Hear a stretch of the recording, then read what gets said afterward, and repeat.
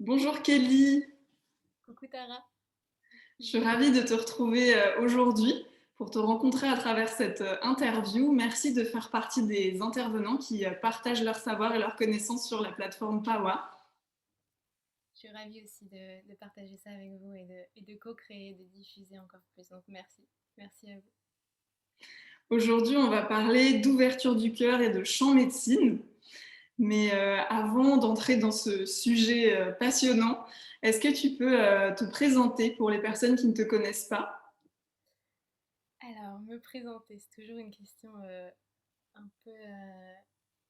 toujours une question que j'aime pas forcément, mais joyeusement, je dirais que je suis de l'amour dans un corps physique.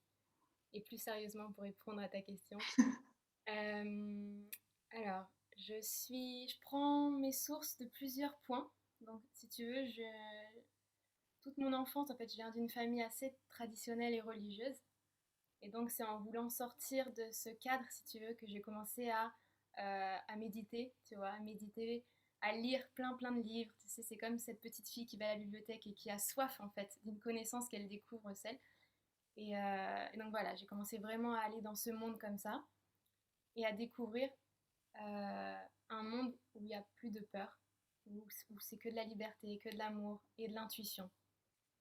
Et j'en suis venue du coup au yoga, à la méditation et à toutes ces pratiques du cœur. Et à côté de ça, donc depuis que je suis toute petite, je fais de la musique. Mon père est chef d'orchestre de musique classique. Donc si tu veux, j'ai toujours été avec plein d'instruments à côté. J'étais au conservatoire pendant longtemps. Voilà, je joue de plusieurs instruments. Et ça à côté, ça m'a toujours passionnée en fait. J'ai toujours été passionnée de musique. Et il y a eu un moment comme ça, un moment clé, où j'ai réussi à faire l'union des deux, c'est-à-dire de tout ce monde euh, d'amour, de spiritualité, de yoga, tout ça, avec la musique.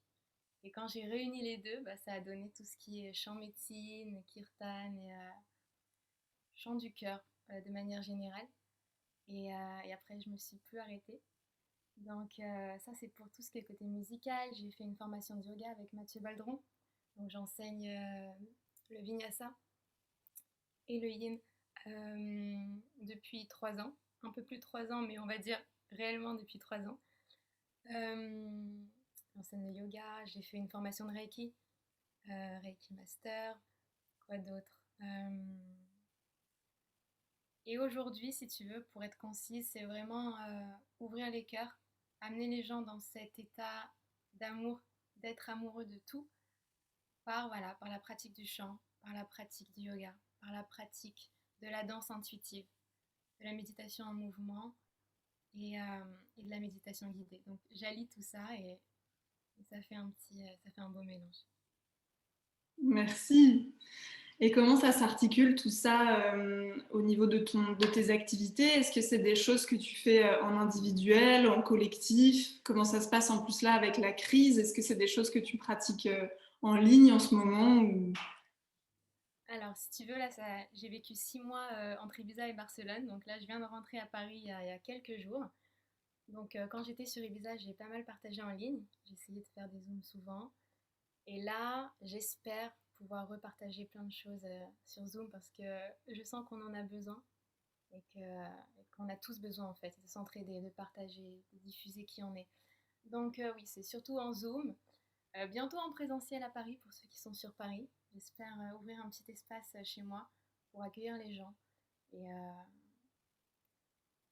voilà, diffuser le plus possible, faire ce qu'on peut. Oui, c'est vrai qu'en ce moment, encore plus que d'habitude, je trouve qu'il y a vraiment besoin de ces espaces-là d'expression et de connexion à son cœur, au sacré, de se relier aussi à travers le chant, à travers la danse, à travers la musique. Et vraiment, enfin, moi, je sens en tout cas un appel à lutter ou en tout cas à militer pour sauvegarder ces espaces-là qui disparaissent un peu en ce moment avec la crise, avec les théâtres et tout cet accès à la culture qui ferme. Et moi, j'adore danser. Et c'est vrai que j'ai eu un peu un élan cette année-là, 2020. Euh, ouais, vraiment viscéral en voyant que, et ben voilà, que le fait de se retrouver en salle de concert ou en salle de danse n'était plus quelque chose, comment dire, d'essentiel par rapport au gouvernement. Ben, moi, c'est comme si ça avait jailli de l'intérieur, vraiment comme un hurlement de me dire, bah, en fait, si, ça pour moi c'est essentiel au même titre que manger, boire, dormir. Complètement. Et non, mais aujourd'hui, c'est d'un côté, c'est nécessaire pour avancer, et pour, je pense, hein, avancer et aller vers quelque chose de nouveau, de plus lumineux, de plus d'amour. Mais c'est pas facile parce que déjà avec les masques tout le temps, tu sais, c'est comme si on s'écrasait tous et puis on devenait un peu invisible, comme des petits zombies, où on donne notre pouvoir à l'extérieur et on continue comme ça. Et puis c'est pour ça que c'est vraiment important que chacun continue de danser, que chacun continue de chanter, tu vois, d'ouvrir la voix, de dire ce qu'on pense. Parce que chanter, c'est au-delà de juste chanter bien et chanter une petite chanson. C'est vraiment, j'ouvre ma voix, je chante, je dis, je chante, tu vois, mes profondeurs. Qu'est-ce que je ressens? Je le chante, je le dis. Et danser, se sentir libre de ses mouvements. Et tu vois, si on a un qui fait ça, qui partage à un autre, à un autre, à un autre, c'est comme le colibri. Chacun fait sa part, mais au final, on réussit à ramener de la lumière, on réussit, même si c'est petit, chacun fait un petit peu, au final, ça peut faire beaucoup, ça peut faire une grosse boule de neige. Ouais. Et c'est important. Et tout à l'heure, tu parlais de cet instant où tu as réussi à réunir le côté musique, chant que tu as depuis très longtemps avec le côté méditation, yoga, travail autour de la conscience et de l'ouverture du cœur. Est-ce que tu peux nous en dire plus sur ce moment-là de ta vie où tu as réussi à allier les deux? Comment ça s'est passé? Euh, je pense que ça s'est quand même fait progressivement. Il n'y a pas eu d'un coup un déclic, ah, je suis en médecine. Ça s'est fait progressivement. Donc, bah, en fait, je me souviens, j'habitais chez mon père à cette époque.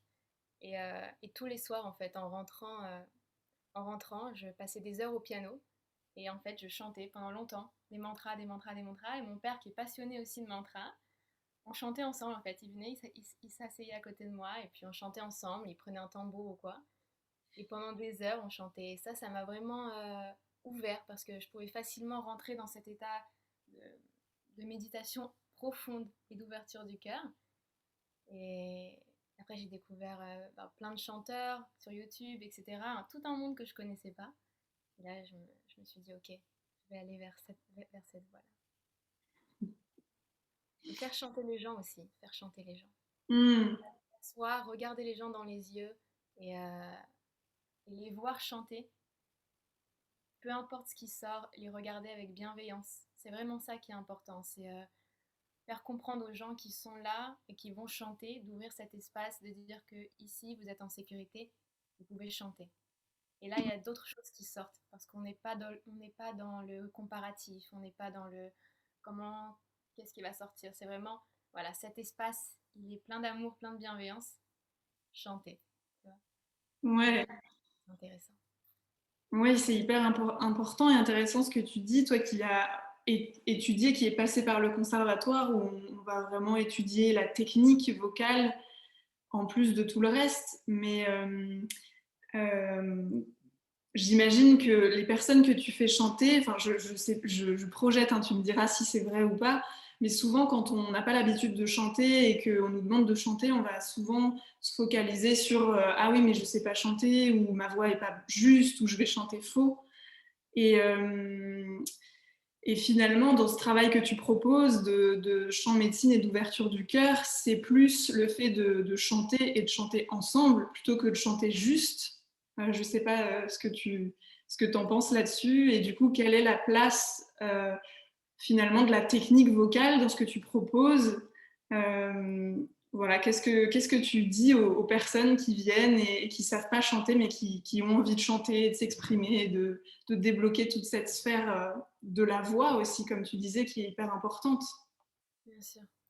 Alors, à mon opinion, et après je parle pas en tant que, tu vois, grande chanteuse, mais de ce que je peux partager, c'est que bien sûr, il y a la voix magnifique pour faire des concerts, etc. D'accord. Mais ce qui est important pour moi, c'est pas de trouver cette voix juste, c'est de trouver sa voix. Et là, c'est presque en similitude avec VOIE. Tu tu vois. C'est pas de trouver la voix, c'est de trouver sa voix à soi. Et en fait, le chant, c'est exactement ça. C'est qu'on cherche pas à copier sur une autre voix, on cherche pas une autre voix, mais on cherche vraiment ce qui nous fait résonner et ce qui sort à nous dans notre unicité, dans notre... voilà, on est tous uniques, on a tous une voix différente. Et comment on se montre au monde dans cette différence. Et c'est s'accepter, c'est oser être soi, c'est oser se montrer. Et, euh, et ça, c'est incroyable. Donc, je dis toujours qu'il n'y a pas de voix juste. Et que si ça sort du cœur, c'est que ça doit sortir. C'est parce que, enfin, il y a plein de moments où, par exemple, je vais vivre quelque chose et quand je vais essayer de chanter, ça va pas sortir vraiment, ça va pas sortir bien ou beau. Mais c'est ok, tu vois, parce que c'est juste à ce moment-là. C'est ce qui doit sortir à ce moment-là, avec ce que je vis, avec ce que je ressens, tu vois. Et ce qui va sortir, ça va me donner des informations aussi sur mon état énergétique, si tout est aligné ou pas, si, comment je me sens. Donc à ce moment-là, il n'y a plus de jugement, on accepte, on chante, on voit, on sourit et on accueille, tu vois. Et pendant les ateliers, la technique en tout cas de ce que tu m'as demandé, de ce que je propose, c'est surtout déjà énergétiquement se sentir ancré, se sentir vraiment à sa place. Et je fais vraiment un travail du bassin. Donc dans la formation PAWA, j'explique ça. Enfin, en 1 heure, on ne peut pas aller en profondeur. J'explique ça un petit peu, mais pendant les ateliers ou si je propose des choses plus longues, c'est vraiment faire un travail du bassin, sentir cet ancrage, surtout pour la femme, tu vois. Tout se joue ici. Et plus tu te sens ancrée, tu te sens vraiment forte et en sécurité dans le bas, et plus ta voix, elle peut porter. Et c'est vraiment quand je me suis rendu compte de ça, à force de faire des kirtans, tu vois, au fur et à mesure de faire des kirtans, j'ai fait la liaison entre ma posture pendant le kirtan et ma voix qui porte, tu vois. Je me suis dit, waouh, en fait, ma voix, elle commence à changer, je peux aller beaucoup plus fort. Et en fait, ça vient vraiment de ma posture, comment je me porte. Et quand le dos il est légèrement, tu vois, quand je suis un peu courbée, à ce moment-là, tous mes organes ils sont apaisés, ils sont tous bien soutenus et la voix là elle sort. Donc c'est vraiment plutôt la posture qui va jouer un rôle. Et après l'ouverture de la voix dans le sens oser jouer, oser se tromper, oser dire des sons, oser dire n'importe quoi. Et ça c'est génial, c'est joyeux, c'est enfantin, c'est ne pas trop se prendre au sérieux et puis juste rigoler, tu vois. Et ça, c'est ce qui manque un peu dans le monde dans lequel on vit, c'est rigoler. Hmm. Ouais, je suis complètement d'accord. Et alors là, tu parlais de, de l'incidence qu'a notre posture, notre placement sur justement la voix et aussi euh, les indicateurs finalement que donne la voix sur nous, sur notre état intérieur énergétique. Mais est-ce que justement aussi le fait de chanter et de travailler sa voix va aussi avoir une incidence sur la respiration, sur le souffle et va aussi du coup induire des changements dans notre état interne, nos émotions. J'imagine que tu as peut-être un croisement avec ce que tu as étudié en yoga, avec les chakras, avec les énergies, la circulation des énergies. Est-ce que c'est des choses que tu partages aussi en atelier ou... Alors, bah, tu fais bien de me poser la question parce que s'il y a une chose qui est plus importante que même la posture, c'est la respiration. Et tout est lié à la respiration. En vrai, si on regarde toutes les pratiques un peu mystiques, spirituelles, que ce soit le yoga, la danse, la méditation, il y a toujours cette notion et ce rappel à la respiration. Et dans le chant, la respiration, c'est elle qui va faire si tu vas chanter en étant apaisé, en étant centré, aligné. Parce que si ta respiration elle va être saccadée, tu vas être stressé à l'intérieur, peur, des doutes, tout va se faire sentir dans ta respiration et dans ta voix. Mais la respiration, si tu veux, c'est l'intermédiaire entre tes émotions, entre ton monde intérieur et ce qui va sortir. Alors que si tu arrives à respirer lentement, à tenir ta respiration, bah là ta voix elle sera super posée, super calme et tu vas pouvoir tenir longtemps, tu vois, dans les mantras, dans ce que tu veux chanter. Donc la respiration, oui, c'est important et de respirer par le ventre. Tu vois, vraiment, de faire gonfler son ventre et de respirer, de sentir son ventre vivant. Souvent on respire d'ici ou de la gorge, mais là c'est pas bon ici. C'est vraiment sentir son ventre qui vise, tu vois. Là, ça change beaucoup. Hmm. Et justement, est-ce que tu peux nous partager un petit exercice qu'on peut faire là toutes les deux et que les personnes qui nous regardent pourront refaire aussi pour sentir cette respiration et puis peut-être pour préparer un petit peu le travail que tu partages dans ta formation sur Pawa. Mhm. Bah écoute, déjà tout simplement, mettre tout simplement, donc tu t'assois confortablement, tu viens mettre une main sur la poitrine et une main sur le ventre. Et ici, tu vas juste devoir sentir ta main du ventre se gonfler et pas la main du haut, à l'inverse. Tu vois, vraiment, c'est la main du ventre qui... Tu peux sentir ta main qui avance, qui recule, mais vraiment prendre son temps en fait. Respirer uniquement par le nez. Et déjà juste ça, essayer de ralentir ta respiration le maximum. Et aussi, tu vois, en posant ta main sur ton ventre, d'un coup, tu te connectes à ton bassin, à toi, à ton intimité. Et chanter, c'est aussi ça, c'est vraiment se connecter à son intimité, à son corps.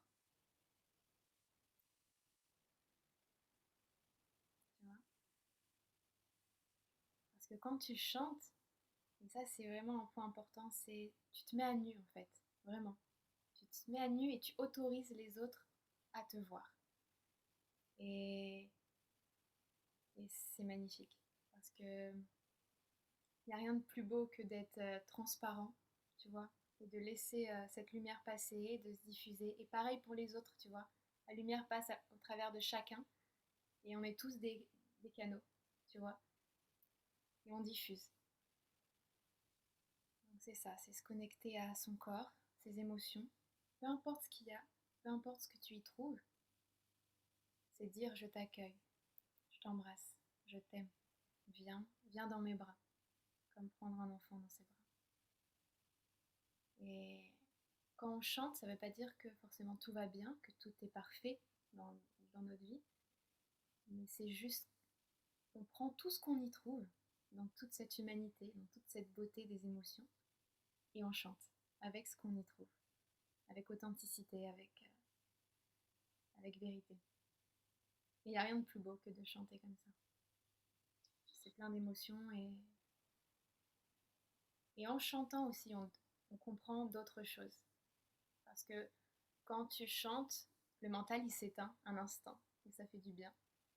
Euh, Tu vois, quand on chante des mantras, mantra, donc man c'est le mental et tra c'est protection.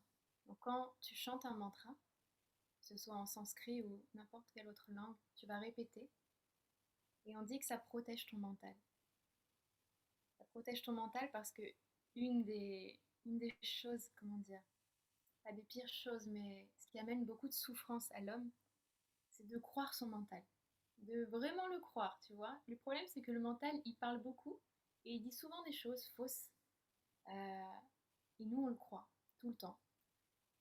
Et lorsque tu chantes, c'est comme si à un moment donné, tu arrivais dans un espace du cœur où tu prends du recul et où le mental, il s'éteint pour un instant.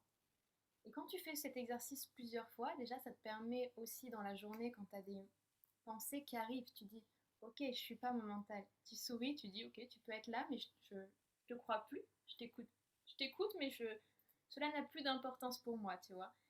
Et ça veut pas dire qu'on résiste ou qu'on lutte contre certaines pensées, c'est juste qu'on on les croit plus et on rigole, tu vois, on se moque un peu de cette voix, mais c'est joyeux.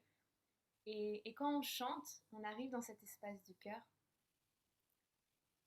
où on est serein, on est sereine, où on expérimente justement cet ancrage, où on prend du recul sur les choses, et là tu te laisses bercer. Tu fermes les yeux et tu te laisses bercer par cet état. Et quand on expérimente cet état souvent, on a toujours envie de retourner dans cet état, tu vois, Mm. où, où on se sent aimé en fait, où on se sent aimé, on sent cette présence en soi autour de nous. Et j'ai perdu le fil de ce que je voulais dire, mais ça va revenir. Mais c'était ça en fait, voilà, chanter des mantras, ça permet vraiment de plus croire son mental et d'être dans cet espace du cœur. En fait c'est super rapide, tu vois. C'est vraiment, il y a plein de pratiques pour aller dans l'espace du cœur, mais chanter, je dirais, c'est vraiment presque en claquant des doigts. Hmm. Oui, et c'est super important ce que tu dis, et pour ça,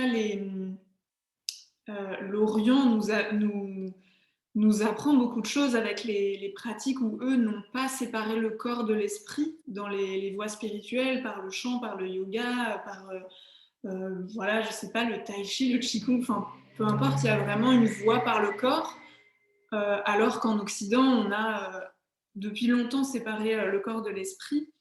Et c'est vrai qu'en ça, les pratiques comme la danse, le chant, le yoga, ça nous ouvre vraiment une voie à nous en Occident où parfois on peut beaucoup mentaliser même le travail qu'on peut faire. Je sais pas, par exemple chez le psy ou dans notre spiritualité où on a vraiment renié le corps.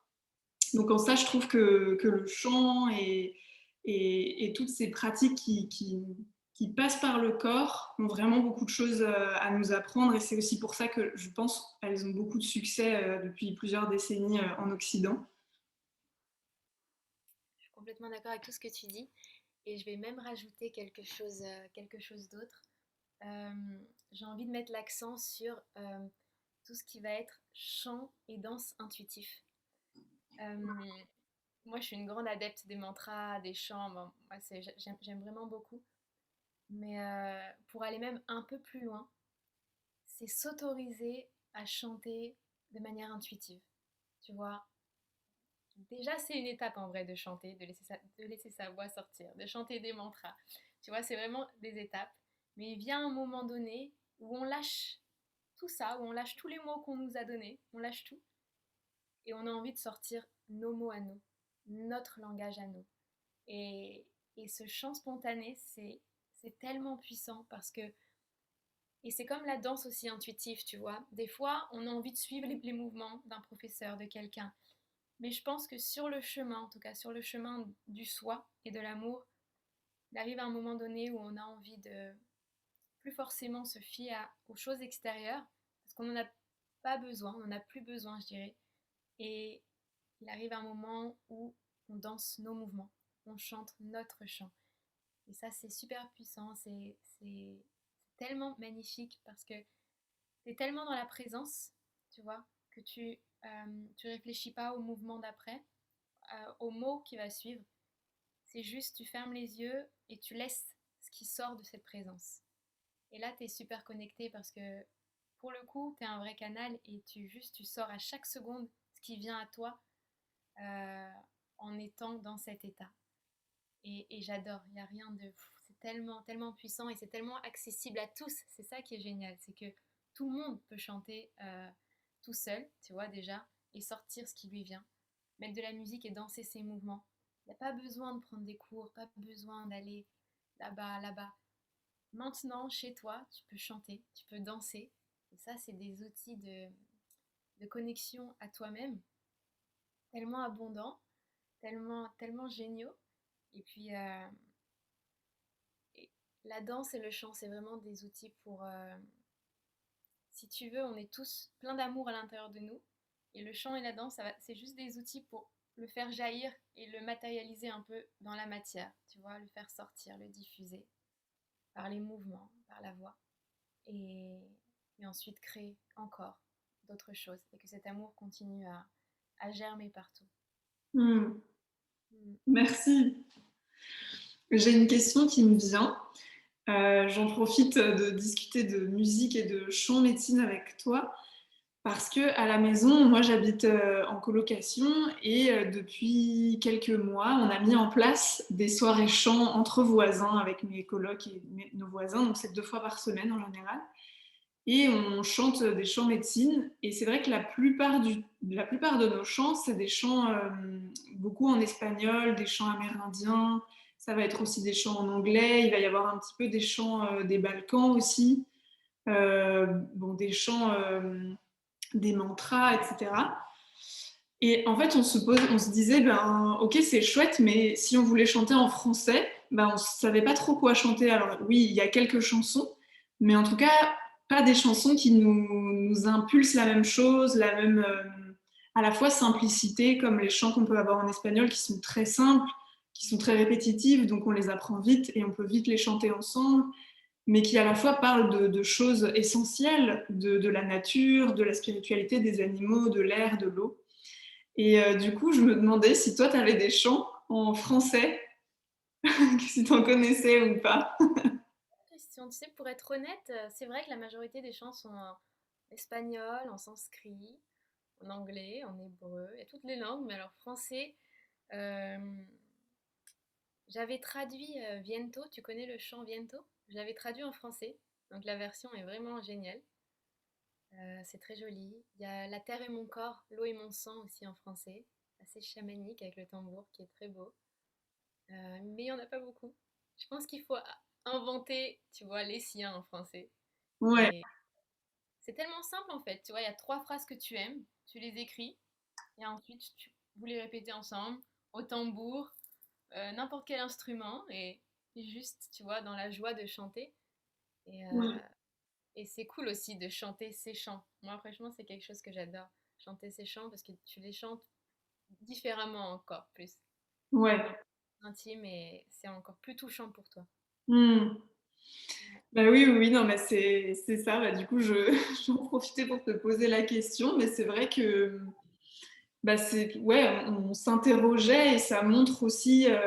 Alors, ça ne veut pas dire qu'il n'y a jamais eu de chant en français, mais peut-être qu'il y a eu une coupure à un moment dans l'histoire et qu'il y a des chants qui se sont perdus ou voilà. Mais c'est vrai que c'est questionnant et puis oui, ça donne envie de les écrire avec ce qu'on est aujourd'hui, ce qu'on a envie d'exprimer aujourd'hui et de manifester aussi à travers le chant. Complètement. Et si je peux rajouter quelque chose qui me vient, c'est que en fait, quand on chante, c'est vraiment se connecter à cette femme médecine, tu vois, qu'on a tendance parfois à oublier. On fait souvent confiance à ce qu'on lit à l'extérieur, à ce on pense qu'on a besoin d'apprendre des autres. Et à un moment donné, il faut se dire, ok, non, je sais déjà beaucoup de choses. Et quand on est connecté à cette intuition, elle est illimitée et vraiment, elle nous donne accès à plein de choses. Et il faut se faire confiance. Et quand on chante, c'est ok. Moi, cette personne que je suis, j'ai confiance en moi, je vais chanter. Et à ce moment-là, tu connectes à cette femme médecine, à cette magicienne, à cette chamane, à cette femme forte, tu vois, qui a confiance. Et quand tu as confiance en toi, quand tu as confiance dans le pouvoir que tu as, dans cette lumière, dans cet amour que tu es, que tout le monde est, bien sûr, et après que tu poses ta marque, que tu chantes, là, ça sort avec une force différente, tu vois. Et, et ça fait du bien. Ça fait vraiment du bien de se souvenir, tu vois, de cette force qu'on est. C'est comme si... Il y a ce mot qui revient beaucoup en ce moment, c'est souveraineté, tu vois. Mais c'est un peu ça. C'est tu chantes et tu reprends le pouvoir de qui tu es. Vraiment. Tu laisses plus ton pouvoir aux autres. C'est terminé ça. En tout cas, c'est plus possible. C'est plus possible de laisser son pouvoir à son partenaire de vie, à sa famille, à ses parents, à sa soeur, ses amis. À un moment donné, il faut dire, ok, je reprends mon pouvoir, j'inspire, c'est moi, voilà, coucou, je suis là, mais maintenant c'est moi qui prends les rênes et j'assume, je suis responsable, j'ai confiance en qui je suis, je sais tout ce que je suis, et ça c'est vraiment pour tout le monde, hein. Et là c'est génial parce que si tout le monde prend conscience de toute la beauté qu'il est, de tout l'amour qu'il est, vraiment tout l'amour, mais cet amour rempli de compassion, de gentillesse. On dit plein de fois le mot amour, amour, mais c'est vraiment amour. Tu vois, celui qui te prend et tu le sens, quoi, grandement. Et on est tous tellement ça, quand on en prend conscience, tout change autour de toi. Même le plus petit acte, tout est différent. Hmm. Merci, c'est magnifique. Merci pour ce partage. Pour terminer, j'aime bien poser les quatre mêmes questions. La première, c'est selon toi, de quoi le monde a besoin aujourd'hui? Le monde a besoin de rire, de danser et pas trop se prendre au sérieux et de s'aimer beaucoup. Est-ce que tu as un livre qui t'a inspiré sur ta route ou qui t'inspire là en ce moment? J'imagine qu'il y en a plusieurs, vu que tu disais que tu avais beaucoup lu plus jeune. Mais voilà, s'il y en a un qui te vient ou plusieurs noms. Il y en a un que j'ai fini il n'y a pas longtemps et qui m'a vraiment, pour le coup, marqué. C'est le Code Sophia. Et je le conseille à tous ceux qui sont près de le lire. Mm. Il est incroyable. Mm. Une personne qui t'a inspiré ou qui t'inspire. Euh, il n'y a pas une personne qui m'inspire en particulier, mais c'est toutes les personnes que je croise sur ma route. Et je les remercie. Ils m'apprennent tous quelque chose. Est-ce que tu veux dire quelques mots sur la formation que tu partages sur Pawa par rapport à son format, la durée, à qui ça s'adresse? Est-ce qu'il y a beaucoup de pratiques, des exercices, un peu de théorie? Bien sûr, alors, c'est une vidéo qui dure entre 1 heure et 1 heure et demie à peu près. Donc c'est vraiment, je dis, une initiation. Donc ne pas le, quand je dis champ médecine, ne pas le prendre après cette vidéo, ça y est, vous connaissez tout sur le champ médecine et l'ouverture du cœur. En 1 heure, c'est trop peu. Mais si tu veux, c'est vraiment voilà, une initiation, une ouverture à tout cet univers que j'ai essayé de mettre le plus d'informations possible. Euh, donc au début, je partage avec vous plein d'informations théoriques, tu vois, sur le pouvoir de la voix, sur ce que c'est une vibration, dans le monde physique, dans notre corps, ce que ça déclenche, tu vois, de chanter, qu'est-ce qui se passe dans le corps, pourquoi on est si heureux quand on chante. Donc c'est vraiment, je commence avec des points vraiment précis, clairs et pratiques. Et, euh, oui, parce qu'en fait, juste mini parenthèse, comme à côté de ça, je fais des études pour être dentiste, donc si tu veux, je connais vraiment bien le corps humain et c'est des termes faciles pour moi et j'aime aussi prendre racine dans cet état d'ancrage pour après partir vraiment dans le champ. Donc première partie, plutôt voilà, information, où je partage plein de choses. Ensuite, on fait des exercices de respiration avec le ventre, un peu comme ce qu'on a fait, mais je vous guide au tambour. Je parle de la posture juste, comment trouver cette posture juste pour pouvoir porter sa voix. Et après, je partage avec vous des chants, des mantras. Je pense que c'était 2 mantras, donc je vous partage la signification. Je partage à la guitare et le troisième chant, c'est pas un mantra, mais si tu veux, je finis cette initiation avec une grande ouverture qui est une ouverture sur le langage de lumière, ce langage intuitif. Et là, j'avais juste envie de jouer avec la personne qui regarde la vidéo et de la faire chanter de son côté et de la laisser chanter, tu vois. Donc voilà, c'est un petit voyage court, mais que j'ai eu tellement de plaisir à faire. Franchement, j'ai eu beaucoup, beaucoup de plaisir à faire cette vidéo. Merci beaucoup, Kelly. Merci à toi, Tara. Pour terminer, j'ai noté une petite citation que j'ai trouvée de Platon et qui dit: La musique donne une âme à nos cœurs et des ailes à nos pensées.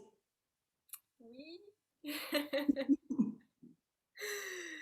Oui, c'est ça. Je me suis dit que ça irait bien avec ce dont on allait parler aujourd'hui ensemble. Merci encore pour ta présence ici. Merci pour la formation. Et j'espère qu'on se reverra très vite ici, sur Pawa ou ailleurs, peut-être à Paris, peut-être lors d'un atelier de chant que tu donnes. Voisin, ou chez tes voisins en train de chanter. Ouais, avec plaisir. Merci à toi, Tara. Merci. Je t'embrasse.